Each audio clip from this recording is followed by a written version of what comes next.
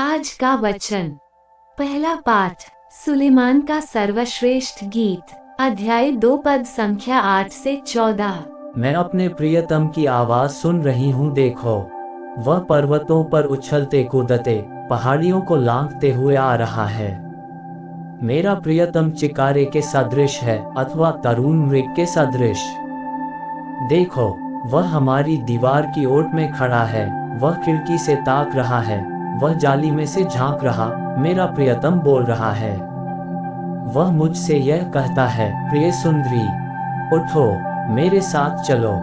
देखो शीतकाल बीत गया है, वर्षा ऋतु समाप्त हो गई है, पृथ्वी पर फूल खिलने लगे हैं, गीत गाने का समय आ गया है और हमारे देश में कपोत की कूजन सुनाई दे रही है।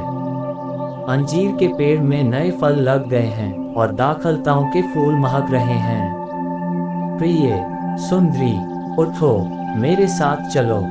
चट्टानों की दरारों में, पर्वतों की गुफाओं में छिपने वाली मेरी कपोती, मुझे अपना मुख दिखाओ, अपनी आवाज सुनने दो, क्योंकि तुम्हारा कंठ मधुर है और तुम्हारा मुख सुंदर है। यह प्रभु की वाणी है।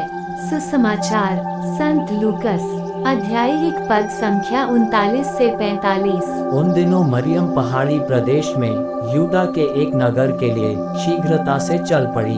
उसने जकरियस के घर में प्रवेश कर एलिज़ाबेथ का अभिवादन किया।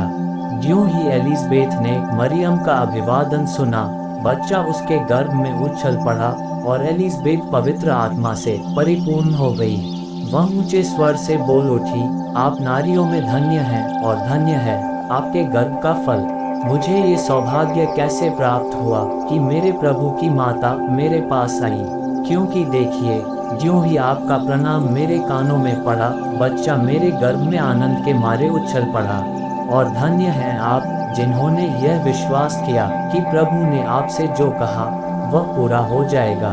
यह प्रभु का पवित्र सुसमाचार है। आमीन। आज का चिंतन। आज के पाठ आत्मीयता से उत्पन्न मनोभाव को दर्शाते हैं। पहले पाठ में राजा सुलेमान विवाह बंधन से उत्पत्तित प्रेम को दर्शाते हैं, वही सुसमाचार मनोभाव को व्यक्त करते हैं।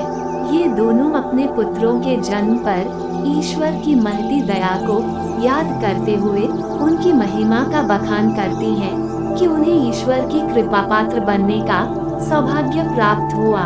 इस तरह अपने मनोभावों को व्यक्त करते हुए वे दोनों एक दूसरे को आध्यात्मिक रूप से प्रोत्साहित करती हैं। अपने विश्वास को दूसरों के समक्ष व्यक्त करना अवश्य ही कठिन है, क्योंकि हम कभी कभी दूसरों के लिए हंसी के पात्र भी बनते हैं। यीशु ख्रीस्त को भी ये कष्ट झेलना पड़ा था जब उन्हें पागल कहा गया था, लेकिन जब जब हम अपने विश्वास को व्यक्त करते हैं, हम खुद ही अधिक विश्वासी बनते हैं तथा दूसरों को भी उनके विश्वास में सशक्त करते हैं। आमीन।